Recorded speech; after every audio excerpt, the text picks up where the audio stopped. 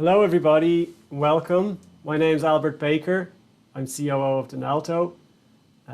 Greetings from Dublin, Ireland. Good afternoon or good morning, depending on where you're calling in from.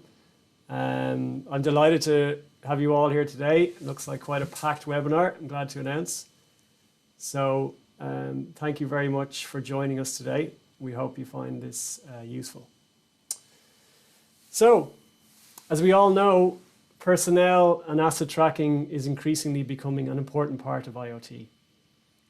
And as a result of millions of assets getting connected, we're building all of this insight and intelligence around these assets. And a big part of this insight is the location of them and how they're being used. But one of the areas that has been most challenging when it comes to asset location is an open space or large open space, either indoors or outdoors. So today we're here to talk about LoRa at 2.4 gigahertz, which thankfully can address many of these challenges. And realizing this technology along with our partners really is where we at Dinalto are focused and where our expertise lay. So that's what we're going to talk about today. And we are also happy to launch our adopter program today. And this makes it possible for you to get access to an end-to-end solution with our partners, Miromico and MultiTech, who are here with us on the call. So for end-to-end solutions, there are 3 ingredients required which tie together the necessary components to realize a tracking application, certainly from our point of view. Firstly, we need to consider a tag or a tracking device, which Alex Raimondi from Miromico is here to tell us all about. Secondly, on the gateway and network infrastructure side, we have Daniel Quant from MultiTech to discuss how we have embedded location intelligence software into their gateways. And on the cloud side, the Dinalto offering really is the cloud orchestration layer, which is connected to these gateways and tags that now have LoRa 2.4 capability embedded in them for the first time. So I'll demonstrate some of the applications and some customer examples where our geolocation solver has been used and how these are brought to life on the front end. If we can move on there, thanks. So but just taking a step back for a moment, we want to review why asset tracking is important to us and also to get your input, and we want to run a quick poll here in a few seconds. What is the purpose of asset tracking and what does it mean to us as an ecosystem? So the ultimate purpose of tracking assets is to determine the exact location of an asset in order to, and these are the 2 key areas where we have seen a lot of focus put on them, to maximize the use of that asset and optimize interactions with that asset. So some examples of use cases that we have seen, which are important, are personnel tracking for health and safety in heavy industry, pallet and forklift tracking in warehousing, and large asset recovery in manufacturing, like in pharmaceuticals and so on. So what we want to do now is to gauge awareness of LoRa 2.4 across the audience today and how it addresses challenges in tracking large open spaces. This is a technology which was highlighted in the recent Things conference run by our friends in the Things network in the Netherlands.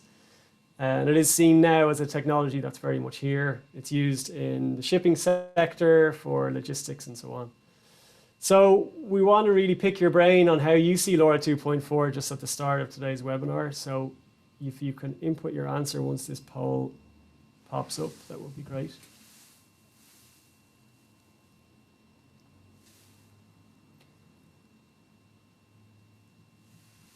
So how do you see LoRa 2.4 improving existing tracking technologies like GNSS, Wi-Fi and BLE? Is there less infrastructure needed? Does it operate at a lower power? Does it address indoor and outdoor coverage capability? Is it because it's on a global frequency band for backhaul as well, or all of the above? So I'll give you another couple of seconds. It's like a quiz.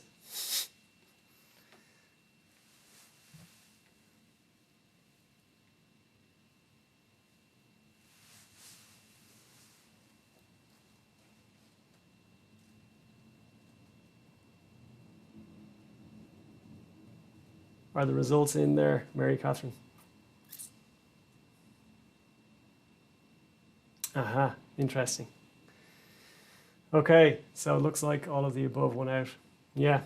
Okay, great. So today, really, we're going to run through how all of these aspects are considered and they are addressed using LoRa 2.4. So thanks for your input there on the poll. Okay, if we move on.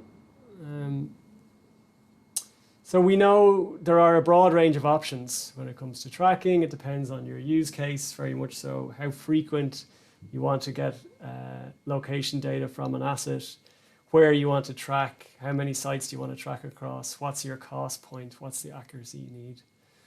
And it can be confusing. There is a unique place in this ecosystem for LoRa 2.4 gigahertz and Dinalto as we see it. In this graphic, we're looking to lay out how accuracy and infrastructure density, so those two key pillars, are dealt with by existing technologies in the ecosystem and where LoRa 2.4 fits. So low infrastructure and high accuracy across indoor and outdoor environments in one solution has not been available until today. The issue of low density is a massive problem in open spaces. You know, it's impractical really to roll out a dense network in a large open space, and we'll show you some examples. So LoRa 2.4 being long range by its nature is here to address that. Some added benefits include how power-hungry GPS solutions are not needed when LoRa 2.4 is available in outdoor examples, or where GPS cannot serve a lot of the tags roaming on the site due to obstruction or otherwise.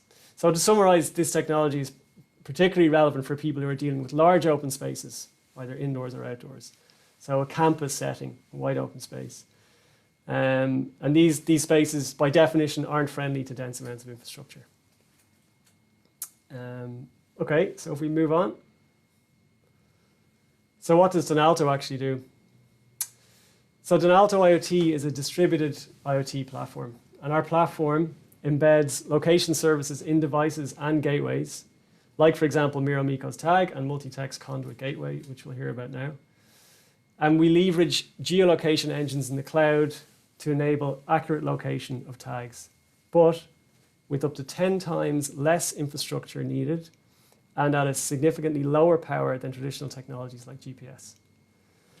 So you'll see on this slide some techniques we use to achieve this, like two-way ranging and advanced ranging. We do have our technical team on the call in the background, so please do fire any questions into the chat here on the Q&A section on Zoom here, and we will get to as many as we can. Okay. So enough about me, as they say. It's great for Dinalto to work with best-in-class partners. We're lucky today to be joined by two of them. Our first one is Miromico, and Alex will fill you in on the module used for our tag and how this works. So over to you, Alex. Hi, thanks, Albert. Someone has to mute. I can hear a lot of echo. Yeah, my name is Alex Raimondi. I'm co-CEO of Miromico, company in Zurich. We are focused on hardware development and firmware development of low power wide area network devices. Can you proceed to the next slide, please?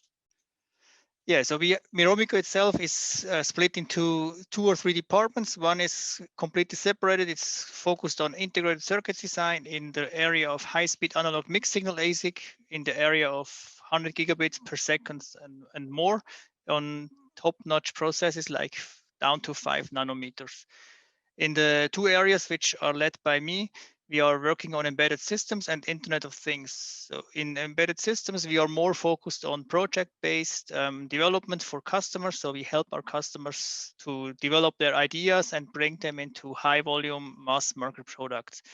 Internet of Things, more or less the same, just for smaller devices with a strong focus on wireless connectivity, low power wide area networks, and also really strong focus on actually also develop full devices, custom housing, custom devices with most of them battery operated. Please, next slide. We are wireless. We are a wireless company. We are working with all the common standards like RFID, NFC for the low range, higher data rates, Bluetooth, Wi-Fi, Zigbee for the intermediate ones, and now the more interesting for those use cases, LoRa, Sigfox, narrowband IoT for long range, wide area network. So we focus on all of them and have quite expertise and also a lot of connections into Semtech to actually create best solutions for our customers. Next slide. We are working on we are working with a concept of modules. So we have a family concept of modules, which means we have several modules with different technologies, all sharing the same footprint, which makes it easy for our customers to switch between different modules to try new standards. For example, we have of our modules offers various transceivers like SX1272, 7061 for the sub-G LoRa, and also modules with the SX1280, 81, as in the use case of Dinalto, where we feature 2.4 gigahertz. And we also have modules with the newest transceiver or device from Semtech, the LR1110, which is a multi-standard sub-G LoRa one, which includes Wi-Fi sniffing and also low-power GNSS locationing. Our modules are offered with different MCU vendors, so you can go with your favorite microcontroller, for example, STM, Maxim, or Renaissance. Some of them just you can use your development environment, which is most convenient to you, which are you used to. But you can use the same module with the same footprint and just switch between different microcontrollers.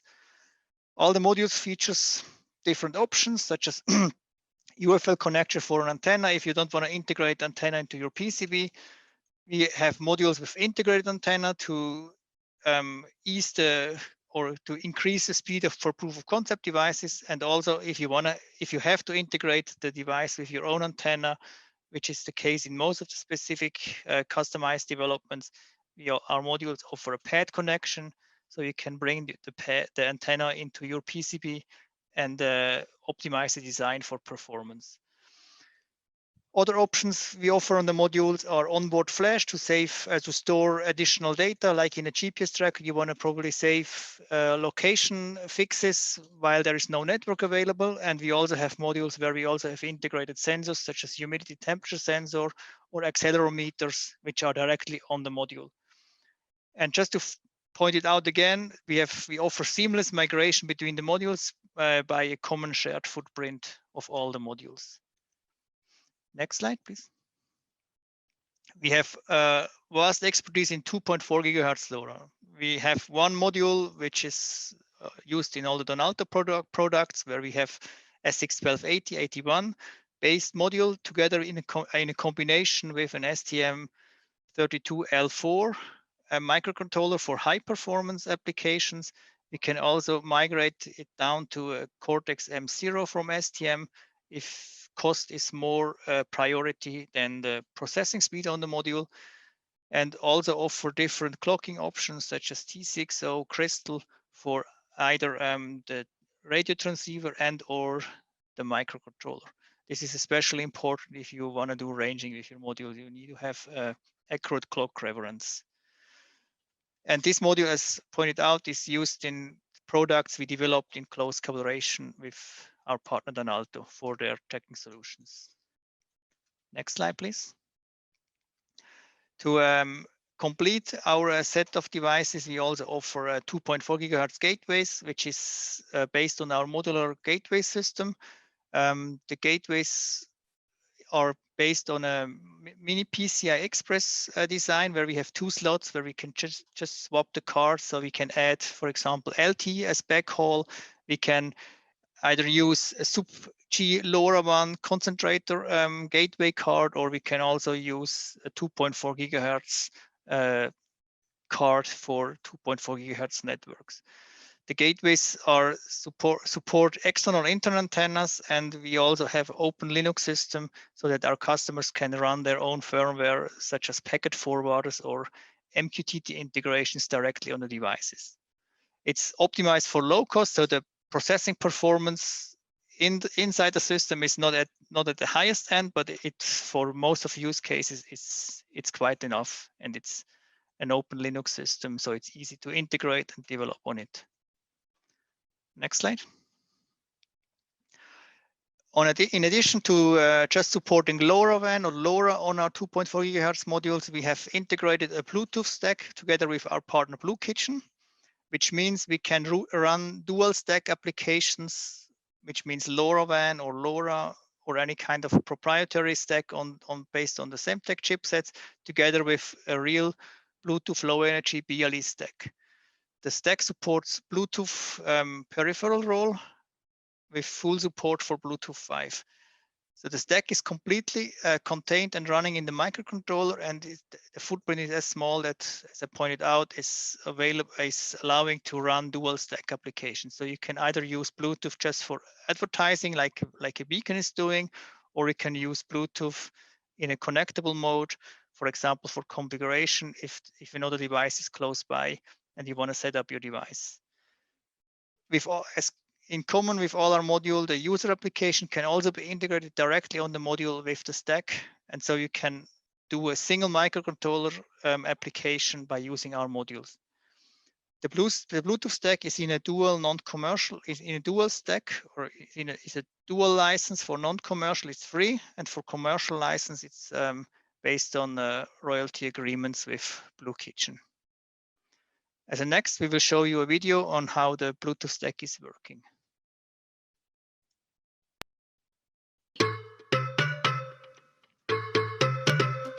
BLE meets 2.4 GHz LoRa. On the right is our SX1280 module mounted on a dev board. The iPhone on the left is running a Bluetooth demo app. The wireless module is running the BLE stack and can be controlled from any smartphone running iOS or Android. Now our module is connected and online in the app, so I can start controlling the color of the LED. All you need is our SX1280 based LoRa module running the BLE stack. Get in touch for more information.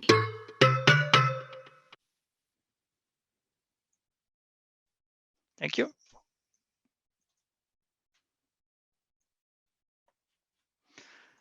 Okay, other applications we did with pure BLE chipsets, and it also have to do with locationing, is using Bluetooth inside a golf ball to use RSSI tracking, so which means signal strength indication given by the mobile phone to actually locate your golf ball. So one of the biggest problem in golf, of course, if you play golf, you know it.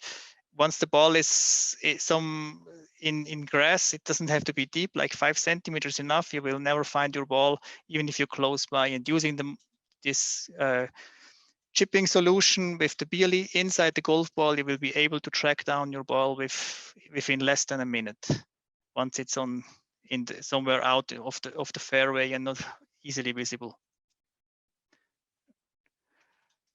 Now a little bit more about the hardware we built for Dinalto. It's our module in combination with a buzzer, some sensors, and the battery on the backside of this PCB integrated in a nice waterproof housing, IP65, with different options like wristband or just a tab to attach kind of a cord to hang it around your wrist, or there is also options for clips to attach it to clothes or helmets.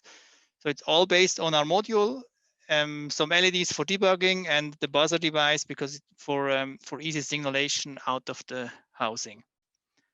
Next slide. Some other tracking devices we did, not based on 2.4 GHz, more on sub-G LoRa, is our Miro Nomade. It's the blue small device in the lower left corner.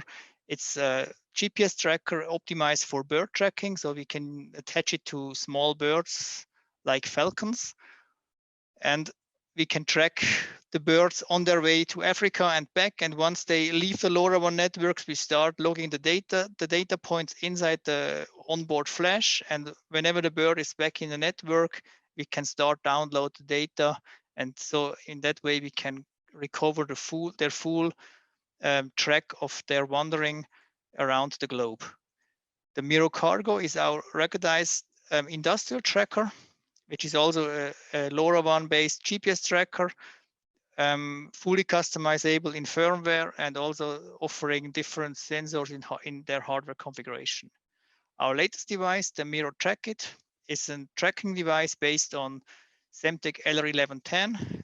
It's offering GPS scanning and Wi-Fi sniffing, which means we can use the device in ultra low power mode to scan their location. And compared to simple a regular GPS tracker, the GPS locationing is not done directly on the device. We just scan the satellite data and send it over the LoRa link, and the locationing is done in the backend, so the backend exactly knows where the device is. Next slide, please. And of course, together with Dinalto, we developed the hardware for their global license-free tracking device in 2.4 gigahertz. We did the hardware. Dinalto is developing all the firmware, and that's where all the collaboration with Dinalto is coming from. So I hand back over to Daniel. Actually, yeah, I'll just. Oh, sorry, Albert, you make the introduction, please. Thanks, Alex. So, some great insight there on the end device, and you can see how numerous tracking use cases can be addressed anywhere in the world. That was, I think, one of the most important points for us. But we are moving on to Dan now, who's here to inform us on the gateway infrastructure used when deploying LoRa 2.4 anywhere in the world. Thanks, Dan. Yeah, thanks, Albert. Thanks for inviting us. It's a pleasure to be here today. If we want to move to the next slide. So, as I think many of you out there realize, and thanks everybody for joining today and seeing so many of you, some familiar names out there, and some new ones as well. So thanks everybody for joining. I think many of you realize that LoRa is typically using license-exempt spectrum in the sub-1 gig spectrum. And that's because the propagation characteristics in the sub-gig range provide for long-range communication. And when you marry that up with the LoRa technology, that's how you get your best trade-off between range, battery life, density, and cost as well. However, in that sub-gig band, there is not one band that covers the whole world. Instead, those bands tend to be quite regional. So North America is running at 902 to 928 megahertz, Europe's around 868, and then you start seeing some subtle differences as you go into Russia and India in those 800 meg bands.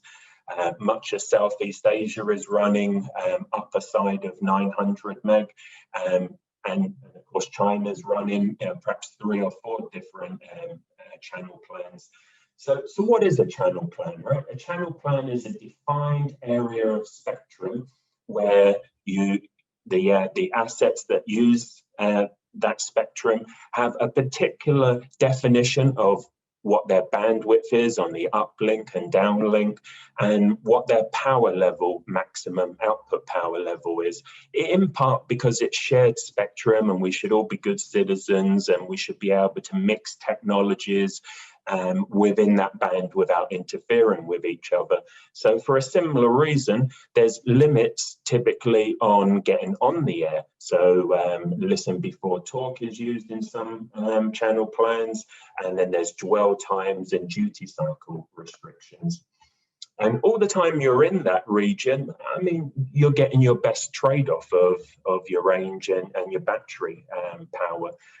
But if you're an asset that is very mobile, maybe a maritime vessel or a plane or a truck that's moving between these regions, then it gets a little bit more difficult. Next slide, please. So here's a classic logistics use case, right? So the the shipper ships his stuff, it goes on to trucks, it goes through warehouses, ports, perhaps goes on to a maritime ship for transporting to a different region of the world, and then so off the other end. And you've got to bear in mind that it's not just the tracking of the assets, but it's also the assets on those vehicles, right? If you look at a maritime vessel, they're huge. They're the size of 4 different football pitches. They're like a little city in there with motors, generators, pumps, scrubbers, all these things being connected. So it's not just about tracking the asset, it's about creating mobile gateways that live inside these assets that are being moved around between regions. But 2.4 gig is a lot more than just international logistics. It's also about connecting stranded and underserved assets, and location is a great example of that. Albert gave a good overview at the beginning there about how many more assets there could be that could be connected and telling us real-time information about their location. And those things could be people as well, if only we could be able to connect these stranded and often underserved assets. And so, as you're going to hear in this presentation, 2.4 gig enables that. It enables that down to sub 5 meter accuracy, in part because 2.4 gig offers a slightly different set of KPIs. It offers higher frequency data rates up to 63 kilobits per second. All right, it's not broadband connectivity, but it's a little bit more data rate that enables a few different type of assets to be able to leverage the promise of low power wireless access and be able to do that on LoRa.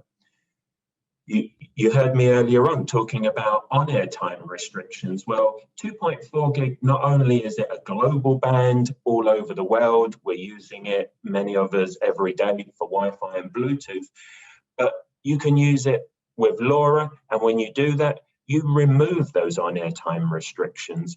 And that, again, opens up a lot of other different use cases where perhaps in during a life cycle of the asset, it may need to have to communicate highly frequently on air, maybe during a calibration cycle or during an exception. And yeah, the range isn't as good at 2.4 gig as it is at sub gig. If you're looking for 10-mile range, this isn't 2.4 gig. But the range is significantly better than the alternative technologies like Wi-Fi, Bluetooth, Zigbee, and many others that you find in this 2.4 gig range. And it's ideal for campus and indoor deployments. Not so suitable really for doing a nationwide deployment, but really awesome in covering oil rigs, open cast mines and campuses, and think of a hospital campus, something of this nature. So if you want to jump to the next slide, let's have a little look how this is actually done then.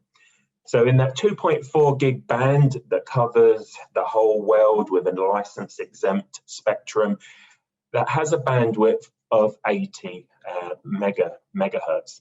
And in this upper left diagram here, you can see on the top all the Bluetooth channels coming around one after the other.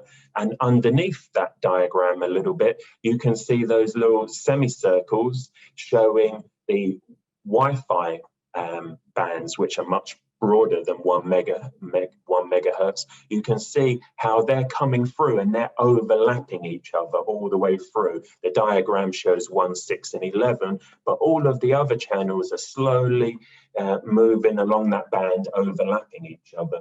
So obviously, the least amount of interference is at the very beginning of the band and the very end of the band, where you only have Wi-Fi on channel 1 and Wi-Fi on channel 11, causing any possible interference. And just like Bluetooth with their advertising channels, that's where 2 of the mandatory join channels in the 2.4 gig channel plan sit. Typically, routers tend to default on channel 1, 6, and 11, and historically and statistically, more Wi-Fi channels are used as you go higher into the band, you know, typically channels 5, 6, and so on up to 11. And so statistically, there's a little bit less noise, about a third of the way in the channel. Again, Bluetooth utilizes that with its advertising channels, and that's exactly where LoRa 2.4 gig channel pan positions its third join channel and the RX up window. If you look at the way in which Bluetooth is interleaved within the 2.4 gig band, it's every other gig, so every other meg. So 1 meg is a Bluetooth channel, and then there's a separation of a meg, and then there's another 1 meg Bluetooth channel, and so on, with them all hopping around.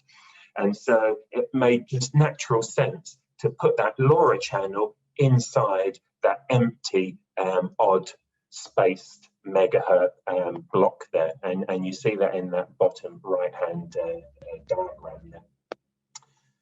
So mandatory 3 uplink channels, 1 join channel, and all of those channels are at 800 kilohertz frequency. So if we move to the next slide.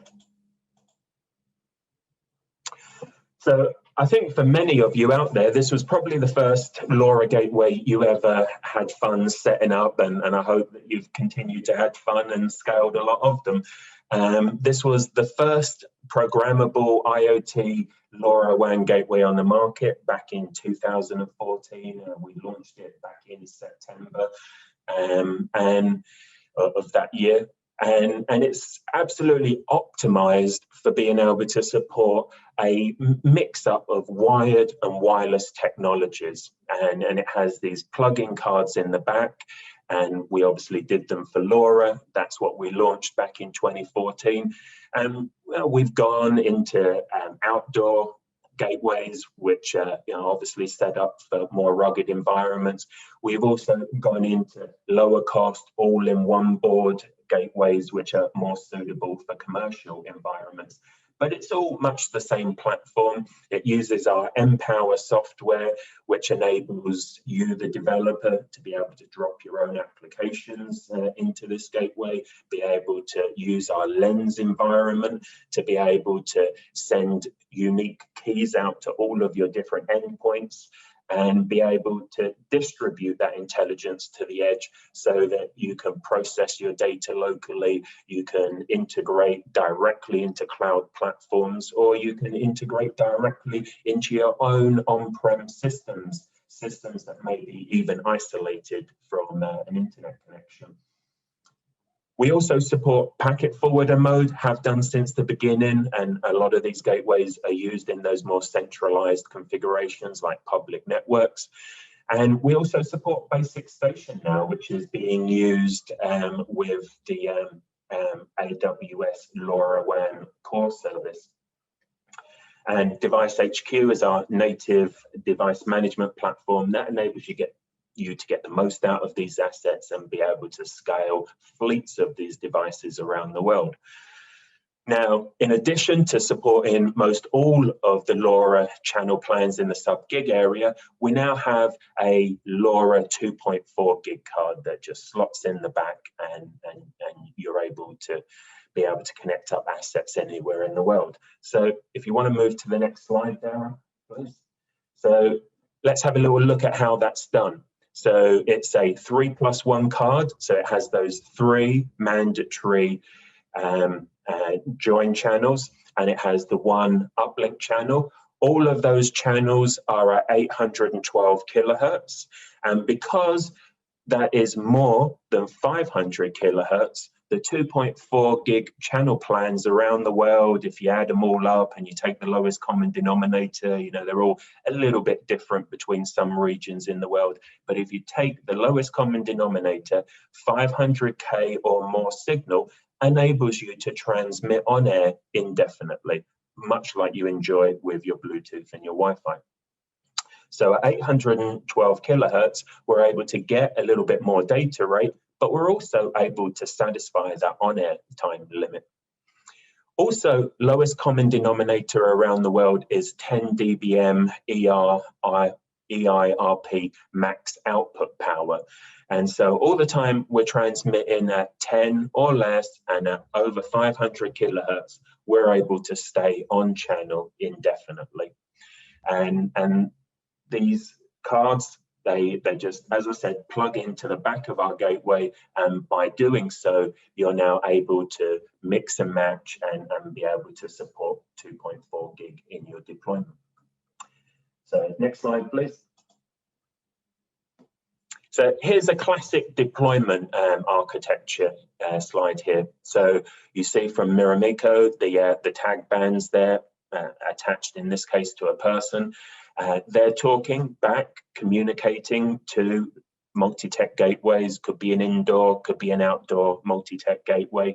And in this particular configuration, that data is being packet forwarded into the things industry's 2.4 gig LoRa WAN network server, and then that data is then pushed out to the Dinalto service. As I highlighted, could also use Lens, but in this particular configuration, a more centralized network server architecture was used. So if you want to flip to the next slide. So this is the last slide, really, just to sort of wrap up everything that I was just talking about here, really. So 2.4 gig, one of the key strengths, one of the key performance indicators of using LoRa at 2.4 gig is that you can use it anywhere in the world.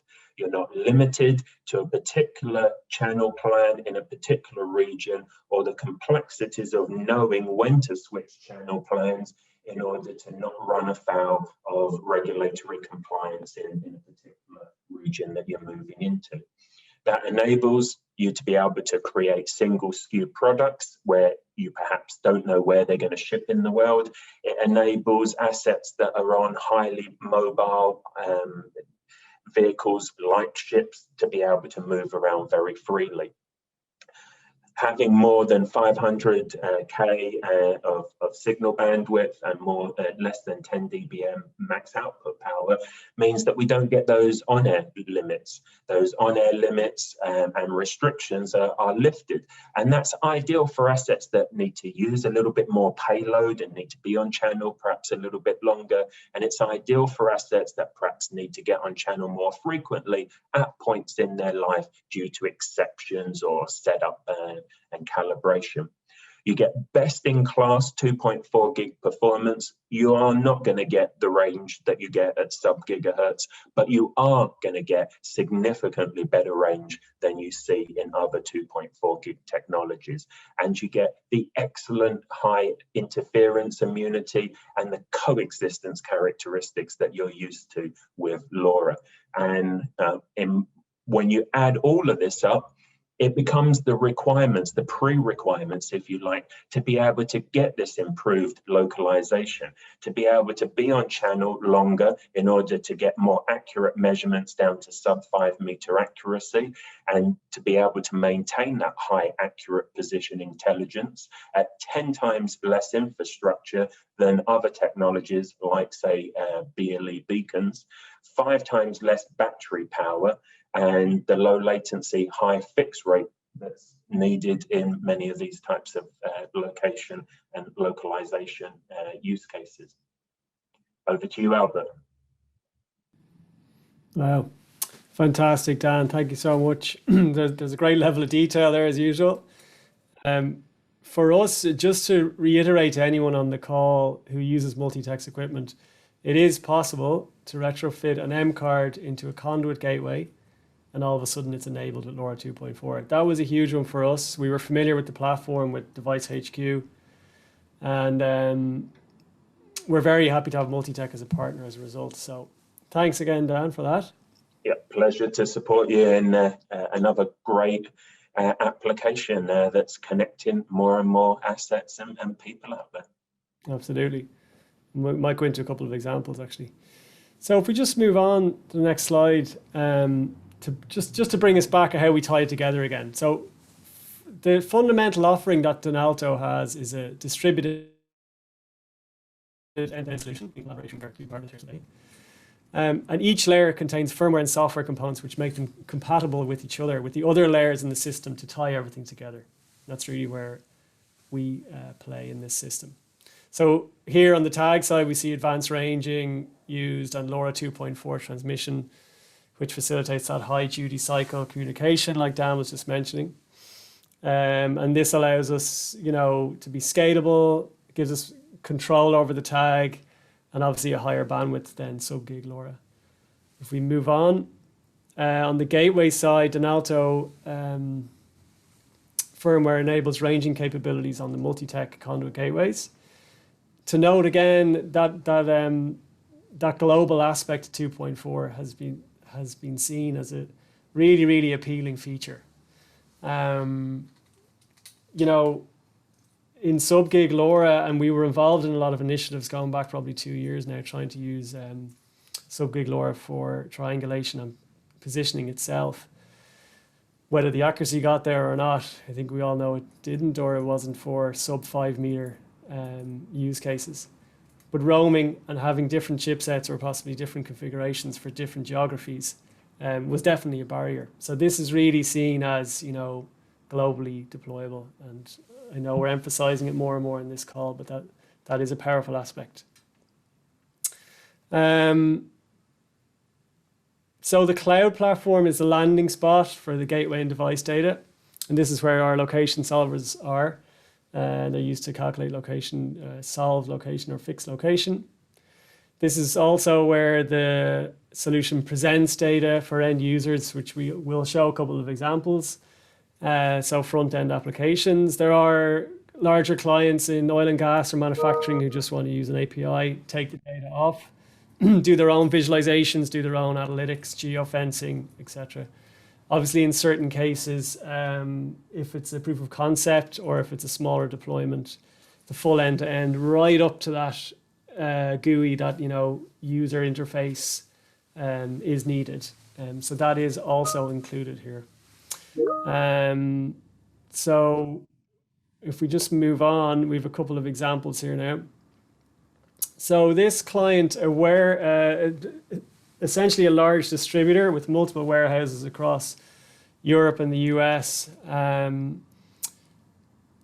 The problem statement, I guess, was they're looking to increase efficiency of this warehouse, and to do that, they want to route personnel, so people, you know, with wearable trackers like we saw in the photos, and machinery like forklifts more effectively. So they want to route them more effectively. They want to understand where they are, time of use, that kind of thing. Understanding the location of these is obviously a critical component of that. So one thing just to note, if we look at the floor plan on the right-hand side, it's a little bit of a crude picture, apologies. It's approximately about 100 meters by 100 meters. If you picture high shelving there, you can see it in the photo on the left-hand side. 4 gateways were able to cover this area, as opposed to probably 10 times that amount if we were looking at BLE, certainly at ultra-wideband, those types of technologies. So if you wanted to understand, you know, if you wanted to have a heat map on particular forklifts that are on lease for the whole year, and you want to understand what's the utilization across these, are there ones that aren't being used, you know, with this light level of infrastructure, that's a reduction in the barriers that are typically there. So we're very excited about this application. It's definitely a problem out there in the industry. We're excited about how it can scale easily, which is like a key point again. So to other sites, you know, to get multiple sites all onto the one front end, a small number of gateways across any number of warehouses. So there are lots of other indoor logistics use cases as well, but this was quite, I think, sort of captivating one. And it's a live one there for Dinalto with a customer of ours in the UK. Okay, if we move on, we have an outdoor use case. This is with a mining customer. This is an open pit mine. So by its nature, this is 5 kilometers squared in northern Scandinavia. By its nature, this is, you know, changing its shape, it's moving. There's blasting once a week. So rolling out a network across this area is very, very challenging. And if possible, it should try and be avoided. And this is where GPS came in. And this client actually tried that so far. So if you can cover an area of this size and of this kind of characteristic with a small number of gateways, that's quite appealing. And still have your trackers at a low power. So for example, if you were to try GPS here, 750 to 1,000 workers operating in this area, recharging batteries or changing batteries, it just becomes very impractical, costly, and time consuming. The third challenge really in this area was around backhaul. So it's quite a remote area, cellular coverage would not be great. Wi-Fi networks just aren't practical to put across, again, an outdoor area like this. And I should just mention the use case. So once a week, there are blast operations in the pit of this mine that occur for approximately about 2 hours. So obviously a very, very dangerous event in the week of the operations of the mine. And before they blast, they need to know quite an accurate location of each employee. And they need that data very, very frequently, every 15 to 30 seconds, let's say. So each member of staff should have a wearable really so they can be geolocated and ensure that they're safe from any harm there. Okay, so there are two examples. I'm sure the people on the call, maybe they can share some insights about use cases they have in the Q&A there. I can see some coming in. We'll just move on. So the benefits, again, I think Dan captured it quite well. High accuracy, less network infrastructure, very, very power efficient, particularly in outdoor scenarios compared to GPS. Backhaul is inherent and included, so we don't have two different technologies going on here. We're doing triangulation with our radio network, essentially, and being able to address indoor and outdoor. So we'll just move on. I'm conscious of time there. So launching today, if we could just move on there, Mary Catherine, that'd be great. But yeah, we just have a short video actually about the application. So this is our front end in action.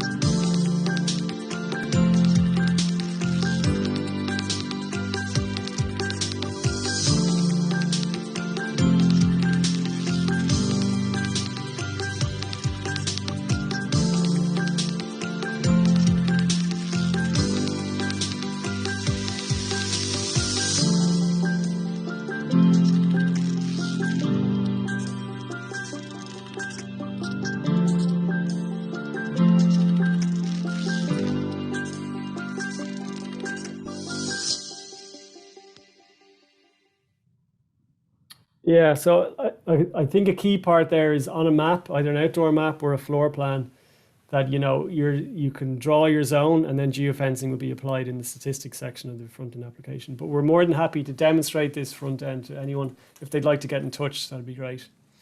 So we are launching our adopter program today. We're very excited. We'd love to speak to as many of you as possible. Anybody here can sign up. If you just use the email address sales@dinalto.com. Or there will be a web link sent to, that'll be in your inbox following this webinar. So the adopter program gives the user an end-to-end solution with tags, gateways, and access to the cloud platform for a certain amount of time. The 3 components required to realize the solution, like we've been talking about.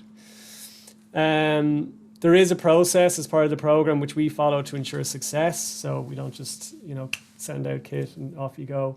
It's important for us, the value creation. First of all, is it the right technology for your use case? It's a large ecosystem. There's lots of tracking technologies. There isn't one solution for every single use case. And then finally, about the value creation. Are you able to justify deploying this solution in your business?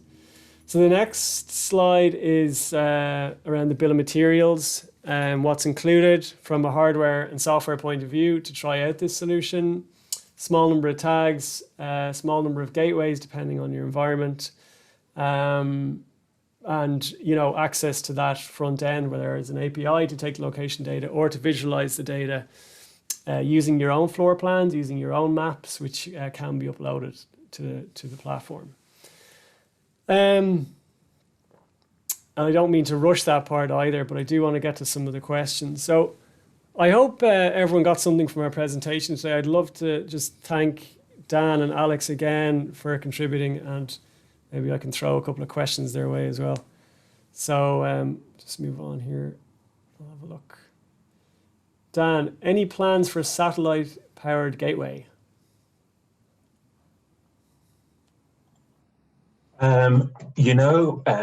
Yeah, kind of. We get asked this question many times over the last few years, and we've gone off, we've designed prototype hardware, we've tested it, but for whatever reason, it never quite seems to make it into production. So it's absolutely possible, for sure, you can backhaul a gateway over a satellite connection. And it sounds really good, right? You know, putting assets in the middle of the Amazon or up in the Arctic somewhere, or perhaps on a vessel going across an ocean. So, you know, you can imagine that there are genuine use cases, just, you know, never seems to quite get past the finishing line for I guess, mainly commercial reasons. Yeah, of course. Thanks. So Jens asked around, you know, we have talked about a lot of the benefits of 2.4, but what are the drawbacks that users should consider? Yeah, absolutely. So we reference, you know, open spaces, wide open spaces very frequently. If it's a solution in a very dense area with lots of small rooms, partitions, walls, this probably isn't the technology for you. You know, something RSSI based like a BLE beacon to determine somebody in a small room. I think that not necessarily a drawback, but not a good fit for LoRa 2.4. Some other ones around a use case around vehicle tracking indoors and outdoors is a simple use case, but the requirement is to be able to know the vehicle's location at all times with not so invasive trackers and gateway. So that I think that would be a good fit. We do have a client with an example about vehicles in a large parking lot, 500 meters by 500 meters. They don't want to use GPS. You know, that's a really good use case. 3 or 4 gateways across a large parking lot and off you go. Can you track an asset as it enters or leaves a yard? It would need to be low powered and small. So yeah, the footprint on these tags, and Alex showed some photos. You know, we use a coin cell battery. We can send you some further images if anyone wants to get in touch, but it is quite a neat, small device that's able to last for a long time on a single battery. There's a question around Wi-Fi interference, a very good question. We've worked with Semtech and we've got a lot of information about a lot of this testing and studies done around interference between LoRa 2.4 and Wi-Fi. Please do get in touch, we can share some of that. There are some considerations about where you mount gateways, but in general, it is very resilient.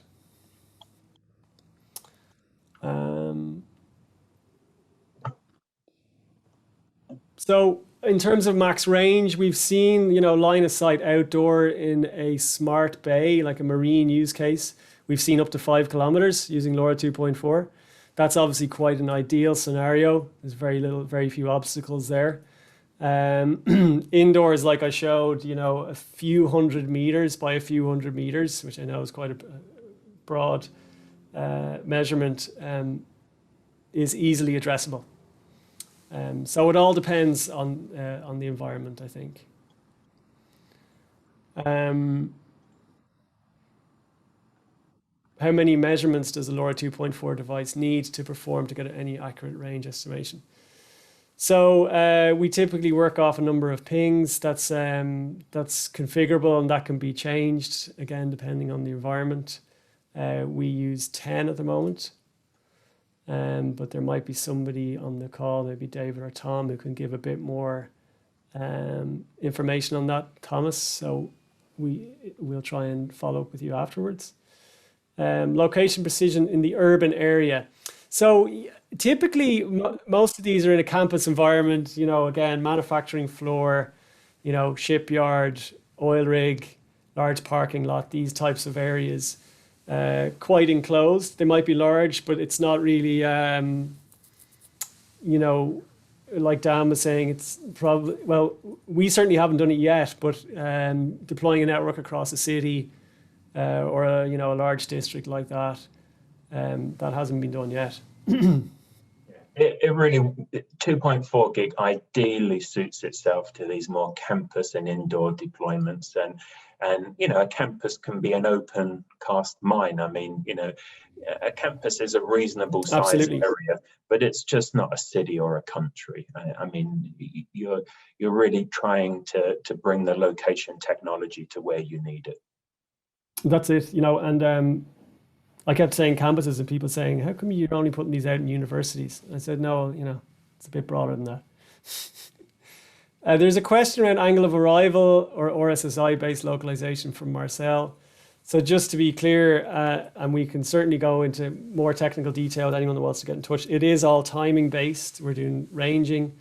RSSI may be used to complement the timing data we have, but our key focus is around analyzing the timing data to solve for a location.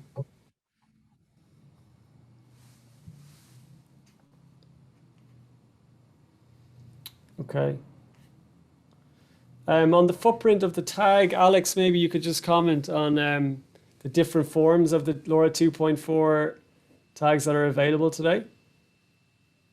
So the module is the footprint of the module is somewhere in the range of 14 to 29 millimeters, which is Right. kind of fixed because of the family concept, and you have to consider a decent size for the antenna. We made it all fit into that small housing, which is like 5 by 3 centimeters or so. And the battery, of course, needs also to be of a decent size, and on the back there is the battery and the super cap to support the high current peaks during transmission.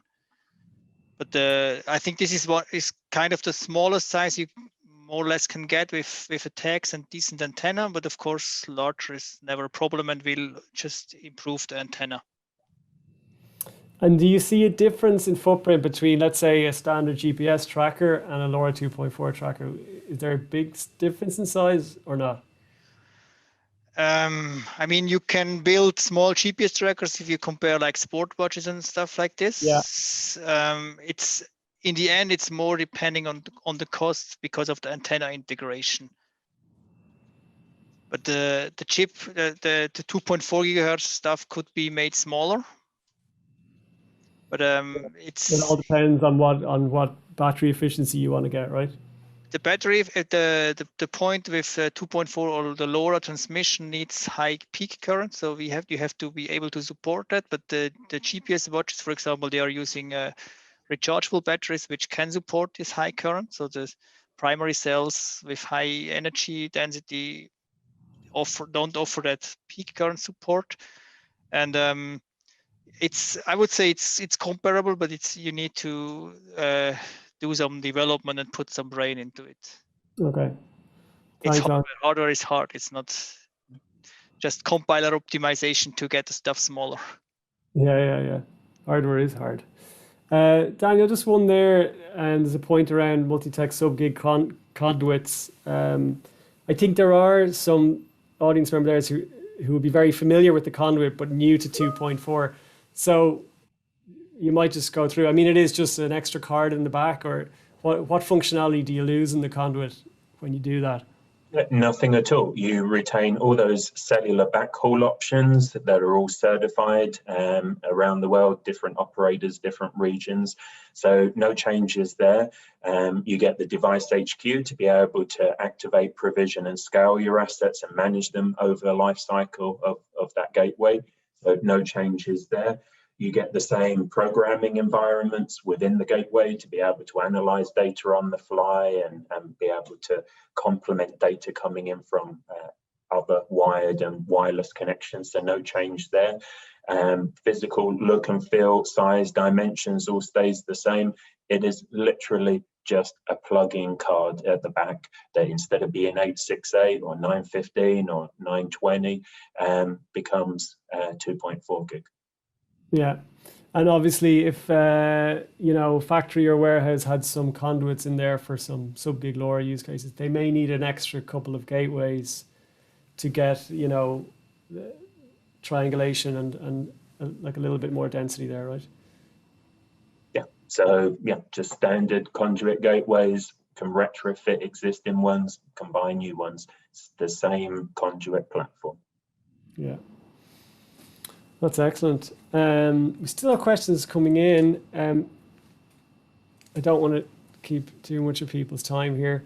If we just go on to the next slide, Mary Catherine, please. So it is about, you know, engaging with those who want to try out this technology. We're ready to help and, you know, really kind of explain the benefits and the limitations. And as I said, you know, there are different solutions for different use cases. So we'll leave this open here as the questions and answers are coming in. But as people are leaving, we'd like to thank you again for coming today. It's great to have such a large crowd here today. And please do drop us a mail. The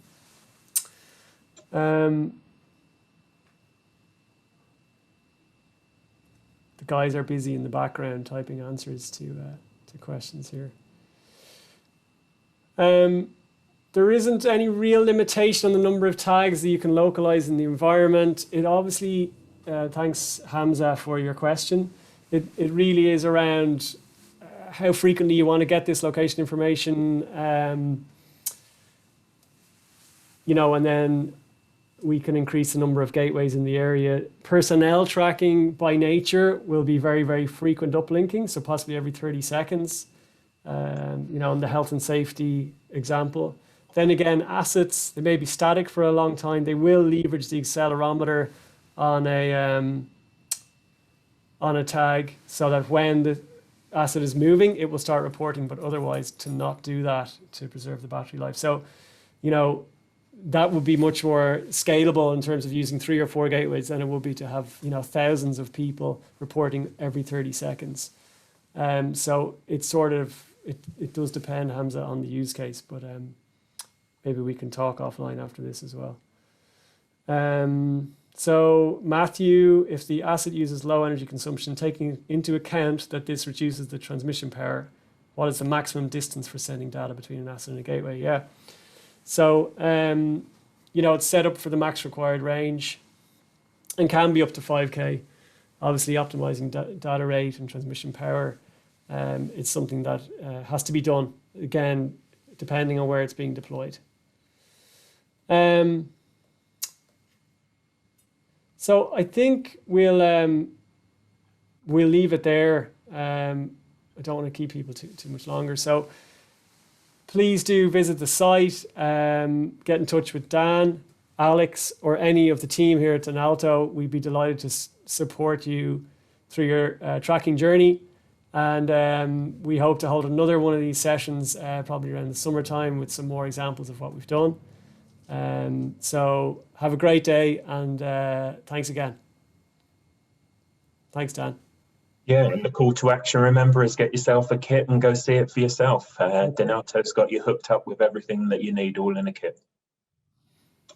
That's it. Okay, thanks again. Bye now. Yeah, bye.